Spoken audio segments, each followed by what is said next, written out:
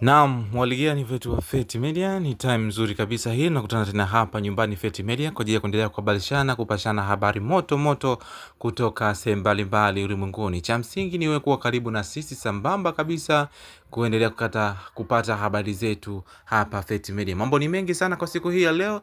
Hakikisha umesubscribe na kutana on notification iweze kuwa mtu wa kwanza kabisa kuzipata habari zetu. Niko na mengi kwa ajili yako kwa siku hii ya leo. Hakikisha tunakuwa ni balozi mwema kwa marafiki, jirani na yote ambao unaona na deserve kupata habari moto moto kutoka kwetu. Tuko na habari za michezo, burudani, mikasa, entertainment news na vitu vingine kaza wa kaza au kede kutoka hapa Feti Media, bila kusahau masuala mazima ya siasa, sababu kama unavyojua siku hizi Tanzania yetu imekubikwa na wimbi kubwa la siasa. Mambo mengi yamekuwa yakitokea yakiunganisha au yako related na masuala ya siasa. So hatuwezi tukaacha mambo hayo kuyazungumzia. Tutazungumzia kwa dawa siasa na nyinyi mpate kupata kile kitu lo inapenda. Bana, siku hii ya leo bwana, mtu mzima Mbosso Khan amekuja kuwashtua wengi sana baada ya kuchukua maamuzi magumu mno kuyafanya kwa siku hii ya leo, which is ni siku ambayo tumetoka kumzika mpendwa wetu MC Pilipili ambaye amezikwa kule Dodoma kutokana na madhira ambayo alikuwa amemkuta ndugu yetu huyo tangu siku ya juzi. Lakini mwisho wa siku imekuwa jinsi ilivyokuwa. Kijana wetu, kaka yetu, ndugu yetu amepata kustiriwa leo katika nyumba yake ya milele. Watu tuliomboleza, tumeria, lakini yote ni kuendelea kumuombea tu apumzike mara pema peponi, au mahali pema peponi, lakini yote ikiwa na maana moja. Lakini pia nikumbushe ndugu yetu huyo alikuwa amebahatika kuacha binti, mtoto wa kike bado ni mdogo tu.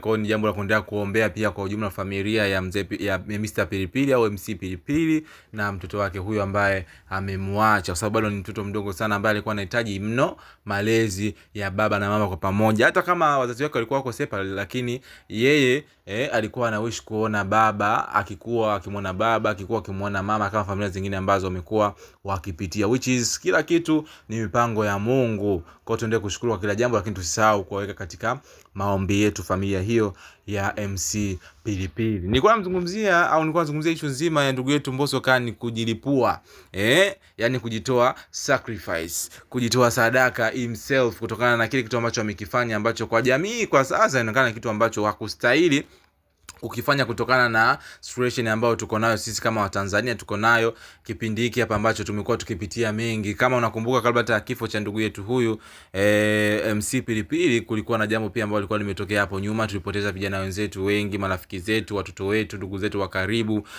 na kifupi hata mwezi bado haujafika toka machungu hayo tupate kuwa nayo, sababu wengi sana walikuwa wamepoteza wapenzi wao katika mambo ya nyuma hapo ilipotokea. Kwa watu walikuwa wametegemea kwa huu ujio wa remix ya nyimbo ya Power ambayo ndani yake tunakuja kumuona kuna Binasi na baadhi ya wasanii wengine humo ndani. Kuna Binasi na huyu Jinako, na msanii mwingine ambaye nimeshindwa kumtambua, lakini ni ujio wa hiyo remix ya ngoma ya iliyopo katika EP ya Room number 3 na ngoma hiyo ni Power. Umeona So ni kitu ambacho pia watu wengi walikuwa wamewish kwamba pengine hiki kitu Mbosso hakupaswa kukifanya kwa sasa, kwa sababu pia amesema this night kwamba usiku huo atakwenda kuidrop hiyo remix ya ngoma yake hiyo ya Power aliyoshirikisha Binasi. Kuna G Warawara hapo namzungumzia Jinako, I think kuna Niki wa Pili pia humo ndani pamoja na yeye Mbosso mwenyewe. Kwa watu wengi kupatia comment wanazidi kumsii kwamba kijana mbona design kama uone ambacho kinaendelea au uone ambacho kilikuwa kimetutokea. Kwa nini unakuwa ni mtu ambaye kama uambiliki, usikila muadhini, kwa nini unakuwa ni mtu wa hivyo? Yani comment nyingi ukifuatia pale inaanza kumtolea lawama kwamba angeamua kwanza kipindi hiki ya mute kimya mpaka pale ambako mambo atakuwa amekaa shwari, basi na yeye apate kurudi na track hiyo ya nyimbo yake ya Power ambayo itakuwa ni remix ya kwanza katika hiyo nyimbo yake ya Power. Watu wanaweza kusema kwa nini unasema remix ya Power na tumekuwa tukizoea kwamba remix inaweza ikawa ni moja. Tunikumbushe tu kuna remix ya nyimbo ya Davido na Diamond Platnumz ilikuwa imefanywa remix mbili as you remember, lakini pia kuna nyimbo ya Da alikuwa amefanya remix 3. Kuna aliyofanya yeye na yeye na Alikiba, kuna aliyofanya yeye na marapa like 3 kama sio mbili. So ni kitu ambacho tumeona pia kwa maisha ya sasa hivi, wasanii wengi pia wamekuwa wakitizama zaidi upepo. Kama ngoma ina upepo, na watu wanakuja wengi kumapproach kwamba let's do remix. Anaweza kufanya remix na Mkenya, anaweza kufanya remix na nani, lakini kuhakikisha kwamba azidi kuongeza zile numbers katika remix hiyo au video yake hiyo ambayo anakuwa anaiachia. Apart from that pia ambazo tumeona akiwa ameshare mafanikio yake mengi zaidi kwa mwaka huu, baada tu ya kutoka WCB, baada tu ya kuachia album number 3, baada ya kufanya show mbalimbali pia katika shughuli za watu maarufu. Tuliona katika shughuli ya mtoto wa rais wa Zanzibar alipata nafasi ya kwenda kuperform ukumbini. Tumeona katika shughuli za watu wakubwa wenye wazifa naye alipata pia nafasi ya kwenda kuperform katika maeneo hayo husika ambayo anakuwa hana hitajika.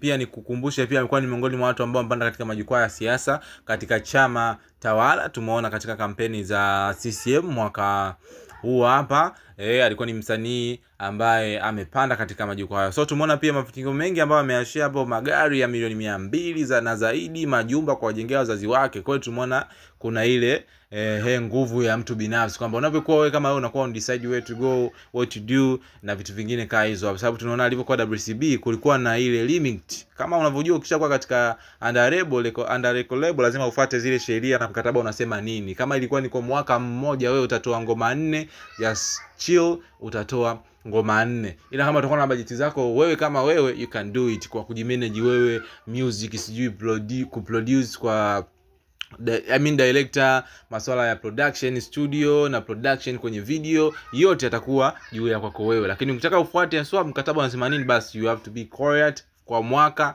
kwa ngoma hadi ngoma ambayo wewe utakuwa umepangiwa kufanya ngoma, let's say ya kwako mwenyewe au ni collab, ni masuala ya nini ya kwenye record label, to be under record label. So ni kitu fulani ambacho tumeona pia wengi zaidi ambao wametoka katika under record label sasa hivi ni wasanii wakubwa, wanazidi kuwa na mafanikio makubwa.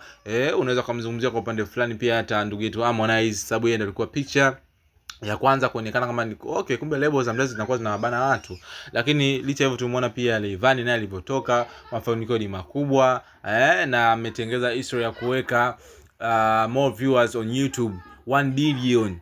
Can you imagine, bilioni 1 viewers katika ngoma yake ambayo amemshikisha mwanadada mmoja hivi, which is tunakuwa proud na iko kitu kwa sababu ni kitu ambacho kinatuheshimisha sisi kama wa Tanzania. Kwa ni kitu cha kuendelea kuwapongeza wasanii wetu, lakini pia kwa ambao mko katika lebo pia na nyinyi katika mioyo wazidi kupambana kutafuta jina.